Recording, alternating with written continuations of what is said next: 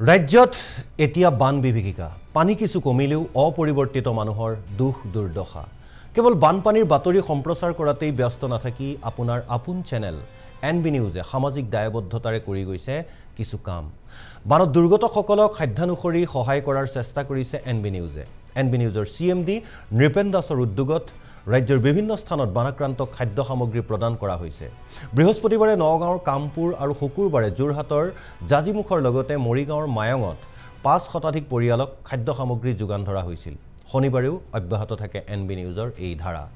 আজি দৰঙৰ কেইবাটাও স্থানত বান সাহায্য প্ৰদান কৰে এনবি নিউজৰ সাংবাদিক আৰু সংবাদকৰ্মীৰ এটা দলে দৰঙৰ পুনিয়া গেৰিমাৰী খদৌমাৰা আদি অঞ্চলত শতাধিক বানাক্ৰান্ত পৰিয়ালক সাহায্য সামগ্ৰী প্ৰদান কৰা হয় এনবি নিউজৰ এই উদ্যোগক বানাক্ৰান্তই প্ৰশংসা কৰাৰ লগতে আশীৰ্বাদো দিয়ে এনবি নিউজৰ চিএমডি নৃপেন দাসক ধন্যবাদ আৰু কৃতজ্ঞতা জ্ঞাপন দৰঙৰ বানাক্ৰান্তৰ চলিত বানত অবৰ্ণনীয় পৰিস্থিতিৰ সৃষ্টি হৈছে দৰঙৰ বহু অঞ্চলত বহু লোকৰ ঘৰদুৱাৰ এতিয়াও পানীৰ কবলত বহু ঠাইত পানী শুকাইছে যদিও এতিয়াও আশ্ৰয় শিবিৰতে আছে বানাক্ৰান্ত কিয়নো বানৰ পাছত বুকা বালিৰে ভৰি পৰিছে ঘৰবাৰী যাৰ বাবে এতিয়াও আপোন ঘৰখনলৈ যাব পৰা নাই তেওঁলোক এনে অৱস্থাত চৰকাৰ প্ৰশাসনৰ পৰা পৰ্যাপ্ত সহায়ৰ আশা কৰিছে বানাক্ৰান্তই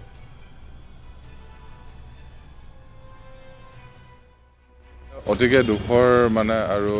এটা হেৰি মুহূৰ্ত এইটো আমাৰ কাৰণে হৃদয়ত কষ্ট পোৱা মুহূৰ্ত এইটো এটা সমগ্ৰ অসমখনেই বানৰ যি বানপীড়িত হৈছে তাৰ কাৰণে অসম লাইভ 24 আৰু এনবি নিউজৰ ফালৰ পৰা যি সামাজিক দায়বদ্ধতা সেই সামাজিক দায়বদ্ধতাৰ যি আমাৰ নিধি আছে নিধিৰ ফালৰ পৰা আমি বানপীড়িত ৰাইজৰ ওচৰত গৈ এশাৰী মৰমৰ মাত সহায়ৰ হাত আগবঢ়াবলৈ আমি চেষ্টা কৰিছোঁ আমাৰ এনবি নিউজ আৰু অসম লাইভ 24 বিভিন্ন অঞ্চলত বান সাহায্য আগবঢ়াই থকা হৈছে আজি দৰং জিলাৰ কেইবাটাও বানাক্ৰান্ত অঞ্চললৈ আমাৰ সাংবাদিকৰ দল যাব তেওঁলোকে তাত সাহায্য আগবঢ়াব আমি আশা কৰোঁ আমাৰ এই আমি আগবঢ়া সাহায্য বানাক্ৰান্তসকলৰ হয়তো বানাক্ৰান্তসকলে আদৰি ল'ব আৰু ইয়াৰ জৰিয়তে আমি আশা কৰোঁ আমি ভৱিষ্যতেও যাতে আমাৰ এই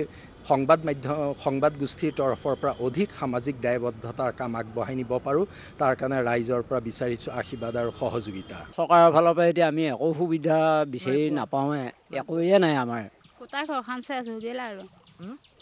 হৈ গ'লে আৰু এতিয়া কি কৰিম ধান চান চব শেষ এতিয়া থাকবা লাগি হেৰি নাই ইদিনাখন চলিটো ৰাতি কাৰণতে আমি এই বেলেগৰ ঘৰত আছোঁ চাই পানী বহুত অন্তৰ হ'ল ৰাতাৰাতি অন্তৰ হৈ গৈছোঁ টকা পইচা জমাই এটা সম্পদ কিনিছিলে আপোনালোকে হয় আপুনি নিজৰ ঘৰখন বনাইছিলে হয় এখন ঘৰ চেছ হয় চব শেষ হৈ গ'ল কোনো অহা নাই কোনো অহা নাই আৰু প্ৰশাসনৰ মানুহ চৰকাৰৰ মানুহ কোনো অহা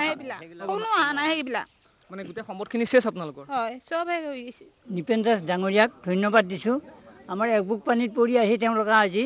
আমাক সহায় কৰিছে সেইটো কাৰণে আমি ধন্যবাদ দিছোঁ তেওঁলোকক হয় আমি ধন্যবাদ জনাইছোঁ বিশেষকৈ আপোনালোকৰ এনবি নিউজৰ পৰা যিখিনি আমি সহায় পালোঁ একবুকু পানীত পৰি আমি যিখিনি কষ্ট খাই আছিলোঁ যথেষ্টখিনি সহায় পাইছোঁ আপোনালোকৰ পৰা ধন্যবাদ জনাইছোঁ নিশ্চয়কৈ এইটো আচলতে এই শলাগ ল'বলগীয়া প্ৰচেষ্টাক আমাৰ এনবি নিউজৰ 3 দিন পূৰ্বে মই প্ৰায় এককাল পানীত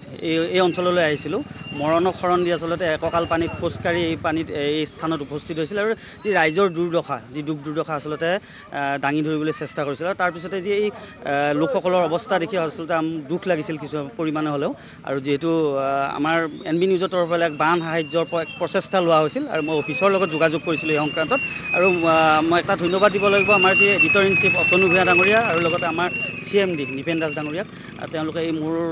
এটা ফোন কলতে আচলতে তেওঁলোকে সঁহাৰি জনাই এই অঞ্চললৈ আজি আহিলে প্ৰথমতে আমি আপোনালোকক নমস্কাৰ জনাইছোঁ আৰু যিহেতু আমি বানপীড়িত মানুহ আৰু আমাৰ এই নদীদ্বীপ হাতী সেৱা গাঁওখন হ'ল নদীদ্বীপ মাজুলীৰ দৰে আমাৰ এখন গাঁও এইখন একেবাৰে পানী উঠা বানপানী হেৰি আৰু সকলোৱে খেতি কৰি ভাত খাই আহিছিলে কিন্তু এইবাৰ পানীয়ে যিখিনি আমাৰ অপকাৰ কৰিছে যিখিনি খেতি বাতি আমাৰ নষ্ট কৰিছে আৰু মানে আমি আৰু কুলে পাচি নৰা হৈ গৈছে আমাৰ এই দিনটোত মোৰ ঘৰত পানী উঠি ঘৰদুৱাৰ গোটাই ভাঙিছে আপোনালোকে দেখা পাবি কিন্তু আমি এতিয়াও আজি বাহিৰা বাৰান্দাত পৰি আমি ভাত খাই আছোঁ গৰু গাই আমাৰ শিবিৰত পৰি আছে গতিকে আমাৰ নৌকা নাই, নৌকা বিচাৰি চলিকেইটাই ঘাঁহ কাটি কাটি আনিছে। এটা চলি সৰু চলি আছে, কেঁচুৱা আছে কাৰণে সি ঘৰত আছে। বানপানীত আমি ইয়াতে আছোঁ মহৰ্ষি বিদ্যালয়ত গেৰিমাৰী বাসিন্দাৰ। তাৰ পৰা কি আমি বহুত সহায় পাইছোঁ। আজি 5 দিন হ'ল আহিব বানপানীৰ কাৰণে, এতিয়াও যাব পৰা নাই, পানী শুকোৱা নাই। এতিয়া আমাৰ পৰা যাব দি আছে, কৈছে কি আমি আৰু ৰিলিফ নেদো। এতিয়া MBP কিবা অলপ সাহাৰ্য দিছে, সেইখিনিকে বহুত ধন্যবাদ দিছোঁ, দি পেলাই কি কৈছোঁ আমি।